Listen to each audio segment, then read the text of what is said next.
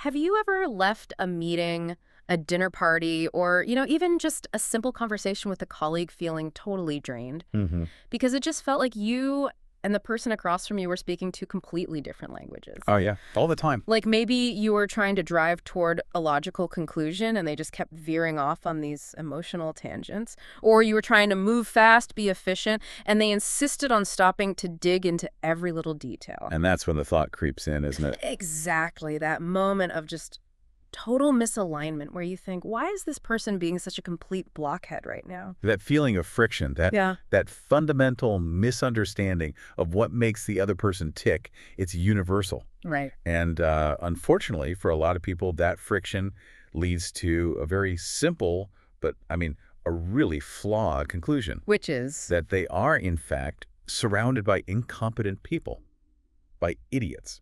we're starting this deep dive with the origin story of that exact conclusion because it just sets the scene so perfectly for why a system like this is so desperately needed.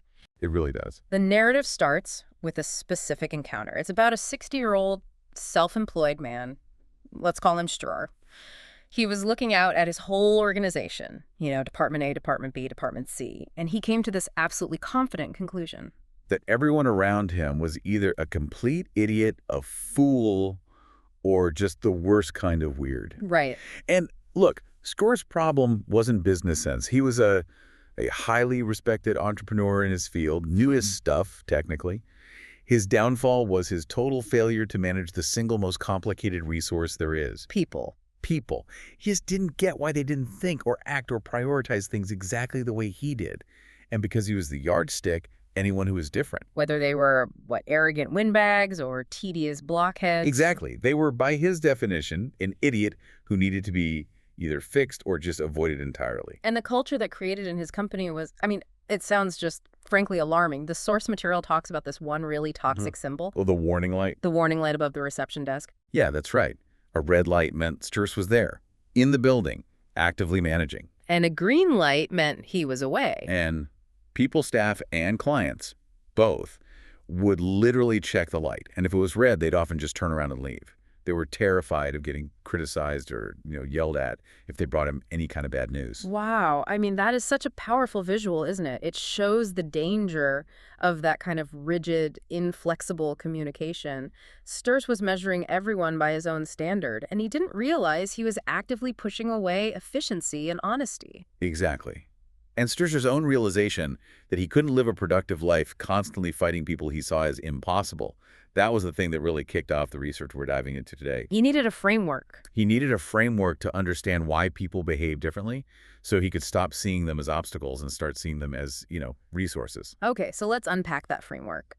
Our mission today is to dive deep into what is, it's arguably the world's most widely used method for describing these differences in human communication. The four-quadrant behavioral system. You might know it as DISC, where the C stands for compliance. Right, but our source material focuses on a slightly different version, the DISA system. That's right. The D is for dominance, I is for inducement, S for submission or stability, and the A. The A is for analytic ability. And we're focusing on analytic ability instead of compliance. Why is that distinction so important? Because it gets to the internal motivation. It better captures the meticulousness of that final type. It's not just that they comply with rules. It's about why they do. It's about their deep need for quality and logic, not just the act of following orders. Okay, so it's moving from just the behavior to the motivation behind it. That makes sense for a deep dive. Right. Our goal isn't just to label people red, yellow, green, or blue. It's to really understand their internal operating system, recognize our own traits and our own pitfalls, and ultimately realize that the so-called idiots are just people operating on a different but equally valid logic. And this isn't some niche pop psychology thing either. It's backed by a ton of data. Massive data sets. A 2013 article in the American Journal of Business Education said this method has been used in over 50 million assessments around the world. That kind of volume speaks to its utility, It's proven to be useful in predicting and managing how people interact. So if we're going to master this language of behavior, we have to start with the foundational premise. And this is where it gets a little psychologically tricky. It is. The premise is this. Mm. Communication happens strictly on the listener's terms, not yours. That's a hard pill to swallow. It really is. Everything you say, every single thing you intend, gets filtered through the listener's own biases, their frames of reference, their core values, all their preconceived ideas. You have very little control over the message they actually receive. So you can't change how they're fundamentally wired. You can't, Mm-hmm. but you can, and you must adjust your own style. So if you're a manager Yeah. or a leader, this instantly puts the burden of success squarely on you, on the communicator. All right, it's not on them to understand you. It's not about how you like to give information, right? Whether that's, I don't know, quick and blunt or... With tons of detail. Yeah. Exactly. It's about how the person you're talking to needs to hear it, how they process it. And that's the critical truth that Stacia totally missed. Completely. No matter what your dominant behavior type is, you will always, always be in the minority. Most people around you will function differently. So flexibility, that ability to read another person's needs and adapt your style, that is the single greatest trait of a successful communicator. You help them understand you by creating a safe space for communication, but on their terms. It's a great analogy, actually. Yeah. Instead of forcing them to learn your language, you become a simultaneous translator. You become fluent in theirs. I like that. It's like having a universal human toolbox. That's a perfect way to put it. Every color, every type is necessary for a team to succeed. You need a high-speed, goal-focused red to tear down obstacles. But they'd be terrible for the meticulous, careful work of building team consensus. Utterly useless for it. So you need to identify the situation, identify the person, and then consciously choose the right tool, the right color response to communicate effectively. That analytical approach makes so much sense. Okay, let's move to the architecture of the model itself, because this system didn't just appear out of thin air. It has some pretty deep psychological roots. It does. The academic foundation goes way back to a psychologist named William Moulton Marston, specifically his 1928 book, Emotions of Normal People. So he developed the core principles. He did, but the application we use today, the commercial system, it has a much more pragmatic entrepreneurial origin story. And it starts in a place you might not expect. Where's that? Rural Iowa. Okay, I'm listening. This is where we meet Bill Bonstetter and his son David. They took Marston's academic ideas and applied them to a very immediate need in American business. Agricultural sales. Agricultural sales. They called it buyer profile blending. And their initial question was, Yeah, well, it was beautifully simple, wasn't it? it was. Could a salesperson sell more seed just by looking at the outside of a farm? And they learned the answer was a huge emphatic yes, but only if they could correctly figure out the behavioral profile of the farmer. The source material has such great examples of this. David Bonstetter remembered sitting with his dad, just processing these environmental clues. Like if you saw pristine driveways and neat groves. Carefully a blue. That meticulous organization just screams a need for data and quality. But if you saw new and experimental livestock and buildings, stuff always changing. You're looking at a red, someone driven by risk and competition. They were essentially reverse engineering behavior based on what they could see. How people arranged their physical world told them about their internal world. And this was so successful, it led to the creation of TTI Success Insights in 1984. Right, and that's when they started developing software to generate these detailed behavioral reports. It's hard to imagine now, but at first, these were 24-page reports delivered on, get this, Right. 0.5-inch floppy disks, Floppy disks. shipped all over the country. It was the father's sort of wizard-like ability to analyze people, combined with the son's ambition in computer science, that turned a psychological theory into a global business tool.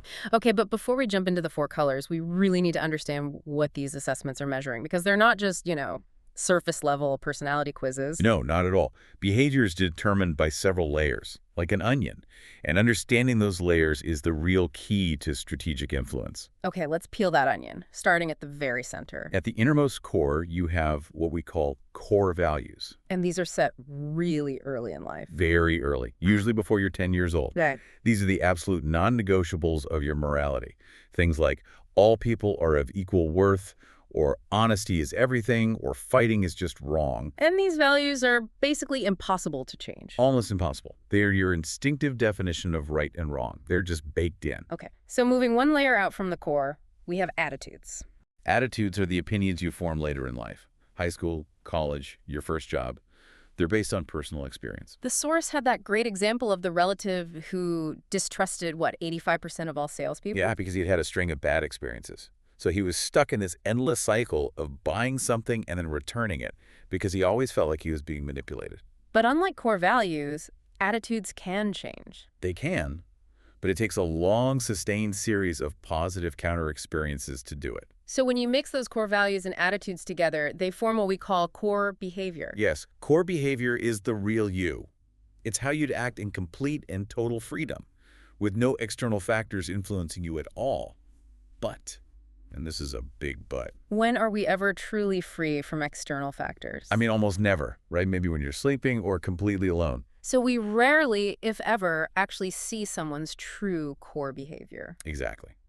Which brings us to the outermost layer, and the one that's most relevant for our daily lives: moderated behavior. This is the mask we wear, the public persona. It's what other people actually see. It's the behavior we choose, consciously or not, to fit a specific situation at work, at home, visiting the in-laws, or dealing with Studer the manager.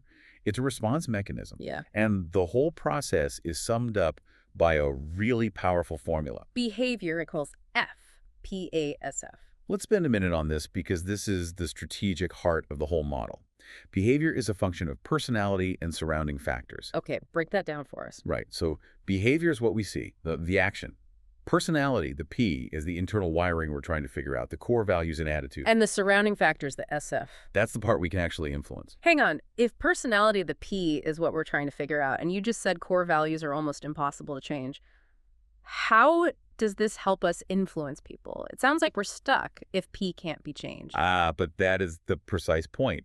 You cannot fundamentally change a red's internal drive for speed.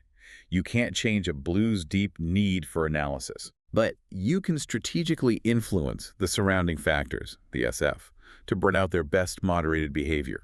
If you need a blue to act quickly, you can't change his need for analysis, the P, but you can change the SF by giving him a limited amount of data and a very tight, structured timeline. I get it now.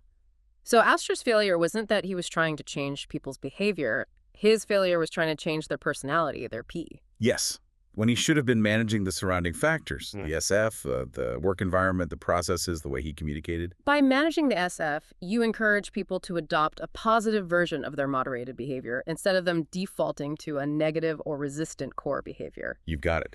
And that is why the 4 quadrants, the color model, is so useful. It's the shortcut to understanding what SF manipulation is needed for each type. Okay, let's introduce those 4 quadrants. The system is built on 2 key axes. The first one is vertical, and it defines a person's focus. At the top of that axis, you have people who are task-oriented and issue-oriented. They care about goals, results, logic. And at the bottom? At the bottom, you have the relation-oriented people. They prioritize people, harmony, feelings. Okay.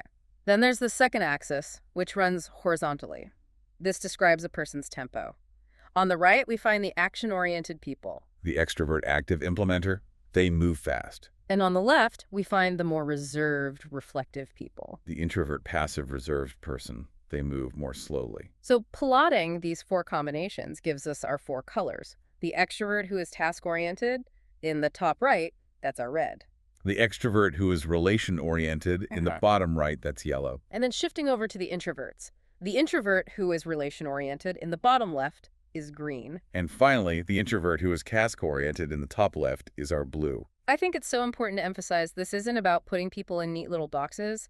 The source says only about 5% of people are dominated by just a single color. Right. About 80% of us are a combination of 2. We are all blended. But statistically, there are some patterns. Green, or green combined, is the most common profile in the population. Which means stability and a focus on relationships are very common traits. And red, or red combined, is the least common. That immediately gives us a much deeper insight into Sturcher's problem, doesn't it? If he was a highly dominant red, which is rare, and most of his staff were common green types who function on a completely different relationship-focused wavelength. No wonder he felt so profoundly misunderstood. He was demanding speed from people who prize stability. Precisely. Let's jump into the colors now, and we'll start with the 2 extroverts, the red and the yellow, the active implementers who lean right on that graph. All right, let's start with red. Red behavior, the dynamic achiever. Historically, they were known as choleric. They're all about dominance, ambition, and getting immediate results. They're comfortable taking the lead, making quick decisions, taking risks. Their entire world revolves around goals, challenges, and competition. And they measure success not just by what they achieve, but by how fast they achieve it. Which is why you see so much red behavior at the top of organizations. CEOs, presidents, really successful entrepreneurs, they have this astounding self-belief. They genuinely think they can achieve anything if they just apply enough force and effort. And that competitive nature, it just spills into every single part of their life. Oh, absolutely. The anecdote about the former neighbor, Pele, is just perfect. Remind us of that one. So the author was complimented on his garden, and Pele, who had never shown any interest in gardening before, suddenly developed this obsessive new hobby. Just to compete. Just to compete. He was digging new flower beds, getting his lawn to look like a golf course, rushing to the garden center faster than you can say bad loser. It was never about the gardening. It was about the chance to win a competition he just invented. That desire to win at all costs, it directly shapes how they talk to people. They are the unapologetic truth tellers. Blunt, direct. They see no need for frills or softening language. Orensi's honesty is just stating things as they are, without filtering for how the other person might feel. If a thought pops into their head, you know it immediately. And to them, that's a strength. It cuts through the fluff. Exactly. And this feeds right into their obsession with speed and efficiency. For Reds, quick is the same as good. Sluggishness is just incompetence to them. I'm thinking of the 8-second CEO, Bjorn. A classic Red story. The author calls, gives a quick greeting, and Bjorn just interrupts him. Were you looking for me? No. Okay, click. 8 seconds. 8 seconds. He decided there was no more need for communication, and he just ended it. It sounds brutal, but it shows their laser focus on maximizing time. They hate being idle. And if they think your meeting is slow, they've already moved on in their head long before you have. Long before.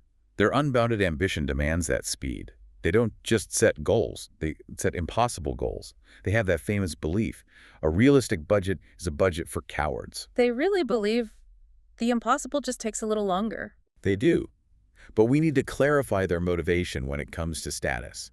They often take positions of power, but the source makes it clear that status isn't the end goal itself. It's a tool. It's a tool. Power lets them make their own decisions, avoid waiting for others, and get rid of bottlenecks.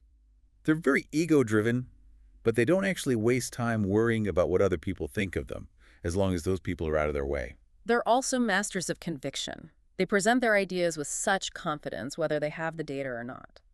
Think about that story of Elizabeth in the recession meeting. She stated with total certainty that the company was going to earn over $50 million a week. When the reality was closer to 2 million. 2 to 2.5 million. But her voice was so determined, her body language so confident, that 15 highly trained consultants just nodded along. She was a redhead, using sheer force of will to create momentum, and it worked. It convinced everyone in the room. That conviction makes them incredibly decisive and pioneering. They're fearless.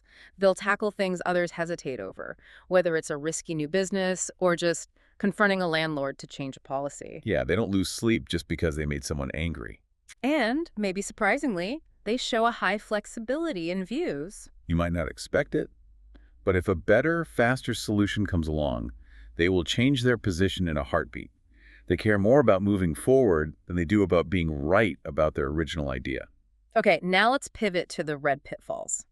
Because that huge drive and self-belief, it leads directly to their biggest problems, starting with impatience and rule breaking. If the official way requires them to wait, a red will just go around it. They'll scale decision makers, ignore the bureaucracy, take shortcuts. The colleague Bjorn, the one who kept losing his license, is a great example. He drove in the bus lane for 20 miles, and he justified the $140 in fines every month as a good deal because of the time he saved.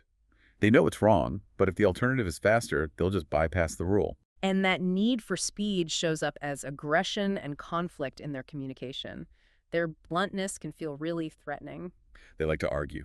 They'll raise their voice, glare at you, pound the table to make a point. And this is where we have to challenge the red self-perception. They think they're being honest, but to every other color, it just feels like aggression. So if you ask a red for an honest opinion on a project you've spent weeks on, be ready for them to say, without hesitation, it looks pretty rough. I think you have to redo the whole thing from start to finish. Yeah. They genuinely believe they're helping you by being direct, but the result is just demoralizing for everyone else. this feeds into their absolute need for controlling behavior. It's driven by that core belief that they know best, and that delegating is just a slow way of getting things done wrong. We see this with the manager who was a red-blue blend. She'd delegate a task, but if the employee wasn't fast enough, or if she spotted one tiny mistake, she'd just swoop in, do the work herself, and then criticize the employee for being sluggish. It's the speed of the red combined with the quality focus of the blue. That sounds like an impossible manager to please. Very difficult. And this leads directly to the perception that they're cold-hearted. They aren't relational people. They're task people. They just lose interest once the essential information has been exchanged. Remember Bjorn asking about the host's daughter? The host said everything was fine, and within 20 seconds, Bjorn had lost interest and changed the subject. He wasn't being mean. He just decided that communication channel was closed. For a red, the only correct answer to, "How are you?" is great, so you can move on to the real business. And finally, the really pronounced egotism. It's all I think I want, my way or the wrong way.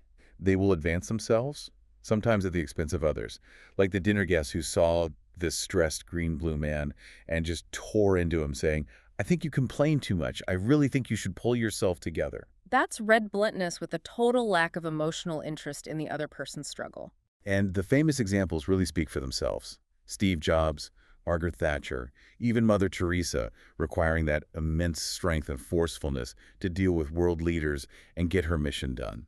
All right, let's move to our second extrovert, the yellow, the optimistic entertainer. This is the inspiring, sanguine person who is an extrovert but focuses on relationships. Yellows live for enjoyment, merriment, laughter.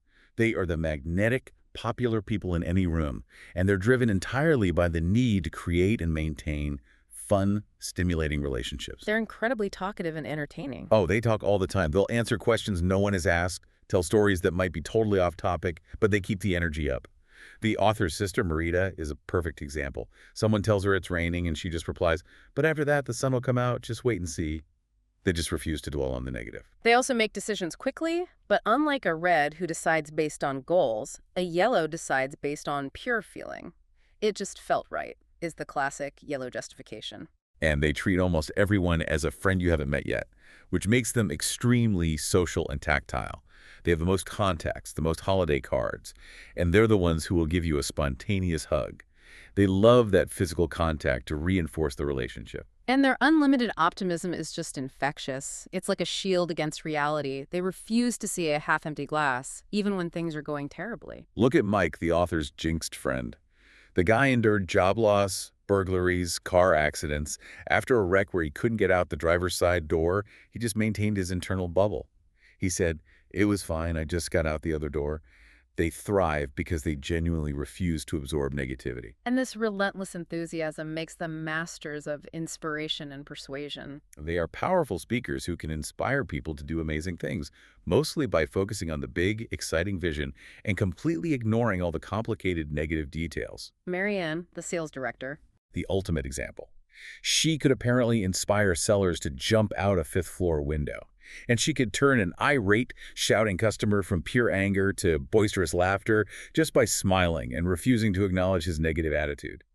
Her enthusiasm just overrides the negative facts. They're also highly resourceful and creative. They're always twisting ideas around, thinking in bright images instead of logical steps. The friend Robin, who gets his best ideas walking around the garden, he makes his wife count down from 10 until he yells, "Honey, I have an idea."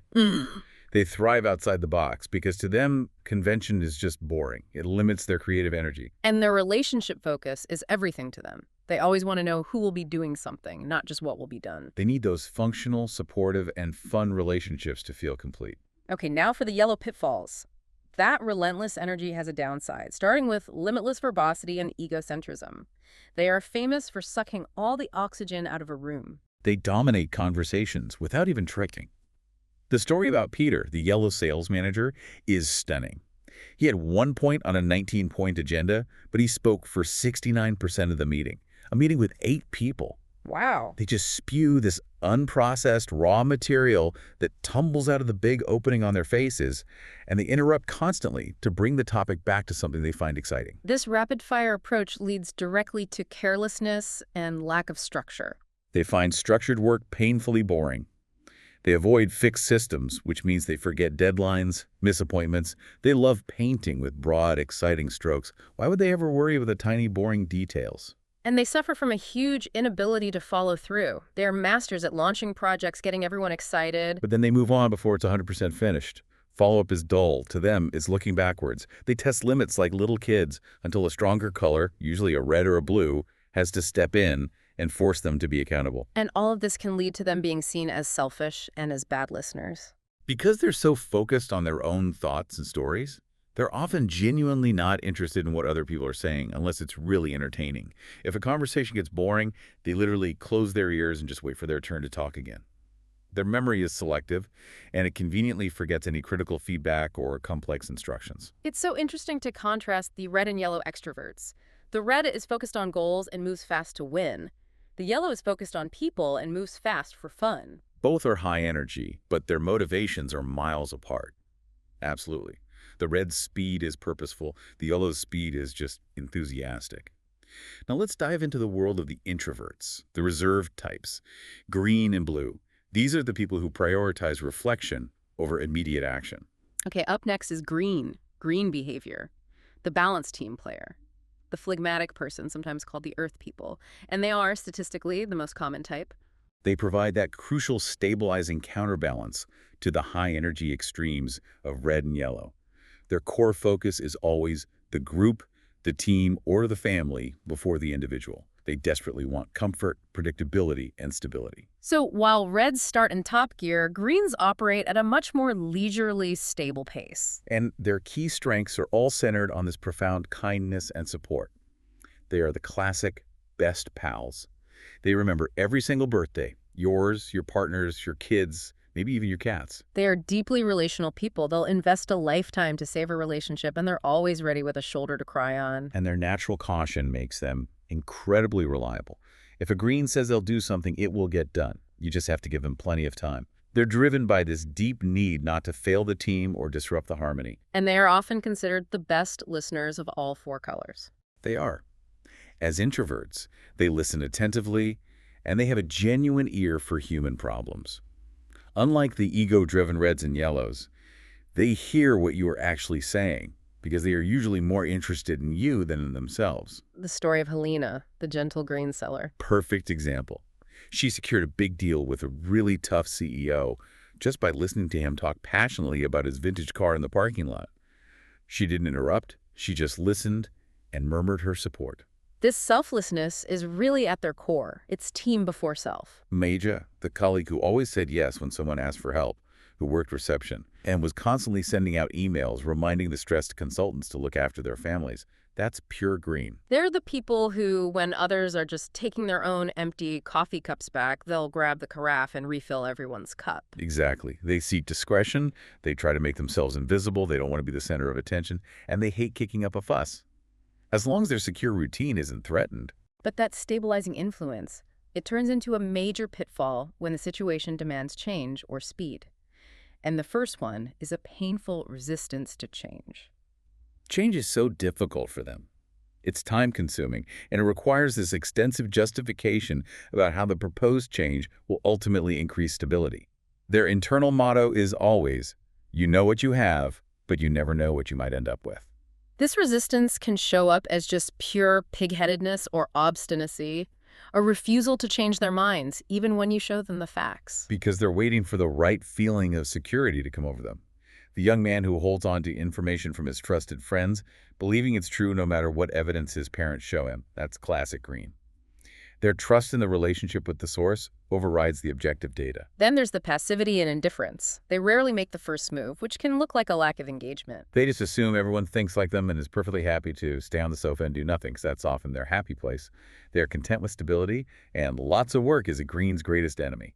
Right. The boss who tried to get his green employees involved in new ideas was just met with people saying they couldn't think of anything worth getting involved in. The bigger the plan, the less likely they are to commit. And their tendency toward ambiguity and lack of clarity is directly tied to their deep fear of conflict. They refuse to take clear positions on sensitive topics because it might cause a fuss. They use that vague language. It appears that there are a few challenges in delivering that. Instead of the direct red statement, that's impossible. For a green, saving the relationship is always more important than factual precision. And this brings us to their major dilemma, the fear of conflict. Their desire for harmony is everything. They try to maintain this magical feeling that everyone is in agreement, which ironically always leads to bigger conflicts down the road because the problem was just smothered, not actually resolved. And this leads to silent resistance and backbiting. If the boss presents the stupidest idea ever in a meeting, the green will just stay silent in the group setting. Right, they don't want to cause a heated debate. But you can be absolutely certain that they will vent their displeasure, sometimes very bitterly, in small groups of 2 or 3 people at the coffee machine. The problem isn't addressed with the person who caused it, but is shared relationally to feel safe. Finally, sulkiness and rigid habits. They turn their frustration inward. Soon, the colleague with a very specific lunchtime routine would sulk for the rest of the day if someone took his favorite spot under the painting. Or the author's mother who got all flustered and needed time to think when a planned babysitting night changed to a simple family visit, even though she had less to do. Any disruption to the expected routine, even a positive one, causes anxiety and that passive resistance. Exactly. Which brings us to our final color, the other introvert, the analytical one, blue. While the green introverts are focused on relationships, the blue introverts are firmly focused on the task. Blue behavior. The meticulous perfectionist. The melancholic type. Reserved, systematic, and constantly analyzing, classifying, and assessing everything. You can spot a blue's influence instantly by their need for order.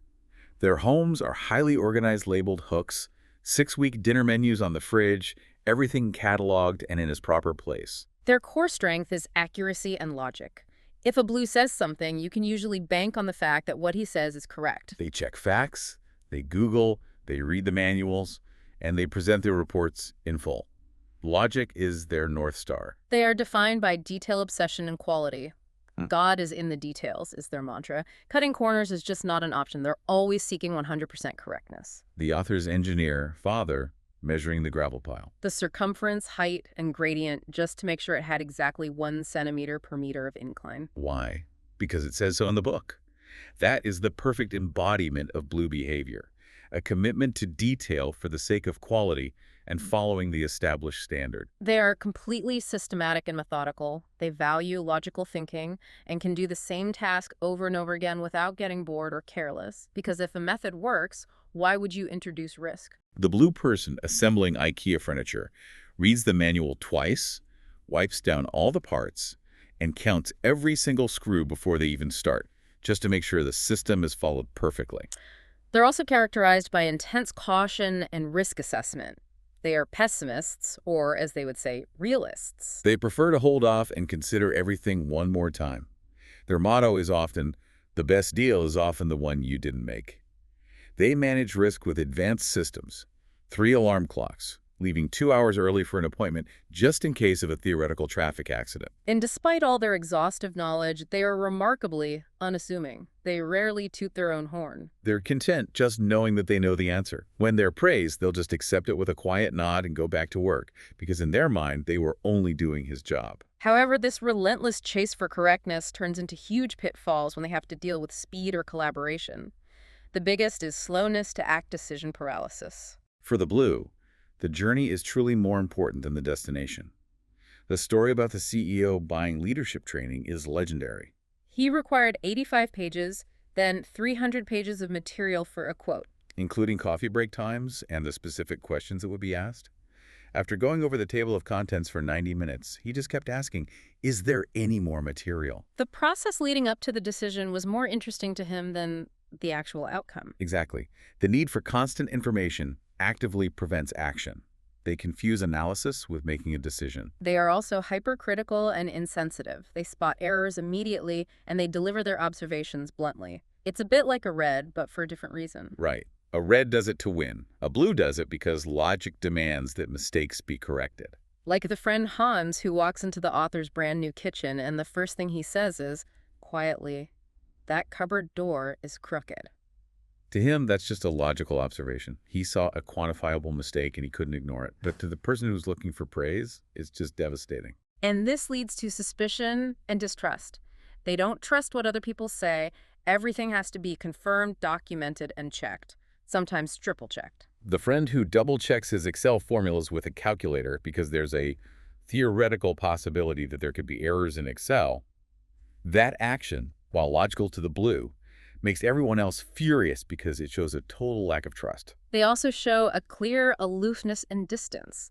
They need a large personal bubble, and they don't do small talk because it's a waste of time. They can seem cold and dismissive because all the emotions are operating way beneath the surface. And if you get too close, their body language shuts down immediately. Crossed arms, crossed legs. They create distance because their task focus is so easily broken by unexpected human interaction. And finally, perfectionism to the extreme. They define untidiness on a completely different level than the rest of us. A woman in the training session who got extremely upset about being called a perfectionist. Then she explained that her version of untidiness was just meticulously organizing her kids' friends' shoes by size and sanitizing her kitchen for 20 minutes before she even took her coat off. For her, that exhausting level of detail is the normal baseline. It is. It's truly remarkable how a simple two-axis graph can reveal so much about how we operate. The quick, direct red, the enthusiastic, social yellow, the calm, stable green, and the slow, analytical blue. And those motivations are everything. Reds are driven by dominance, yellows by inducement, greens by stability, and blues by analytic ability.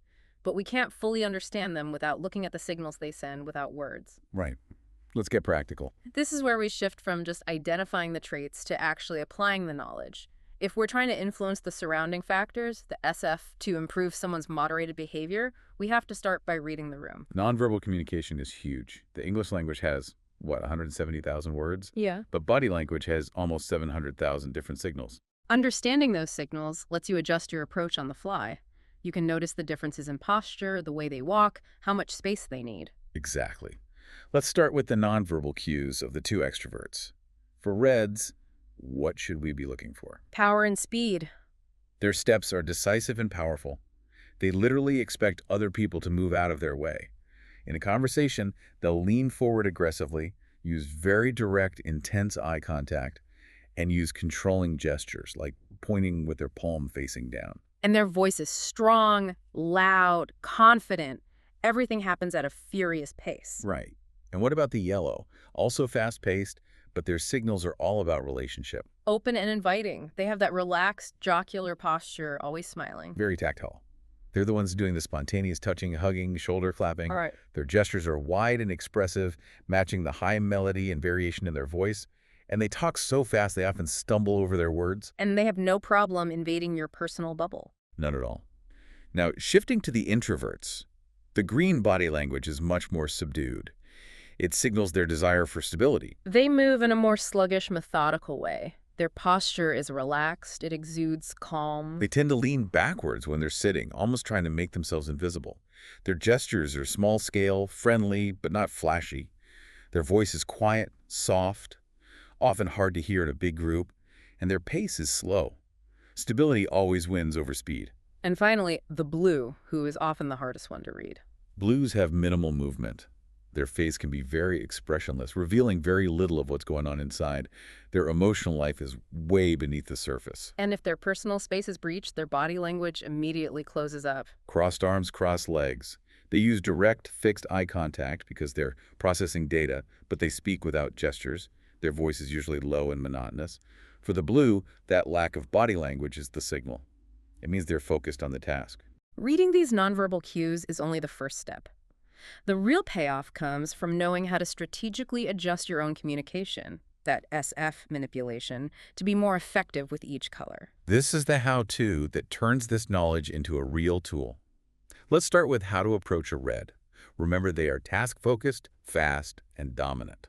So if I have a 30-minute presentation for a red manager, I probably shouldn't start with 20 minutes of background, right? Absolutely not. You have to be brief, direct, and focused on the outcome. Rule number 1. Use 3 bullet points, not 30 pages. Reds hate anything that delays action. Skip the small talk. Skip it completely. Focus on the immediate results, the ROI, the timeline, and the cost of not acting. Use strong, confident language and expect them to interrupt you, to challenge you.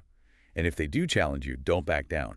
Stand your ground logically, but do it briefly. So if you need to sell a change to a red, you emphasize how it leads to a faster win or more control, not how it will make the team feel better. Precisely. Now, communicating with the yeller? They are people-focused, fast, and inspirational. I'm guessing the opposite of the red. Start with enthusiasm and let them talk. Yes. Yellows are so easily bored by details and charts. Your communication has to be energetic and focused on the future. Don't start with the budget, start with the big vision. Use stories, analogies, humor.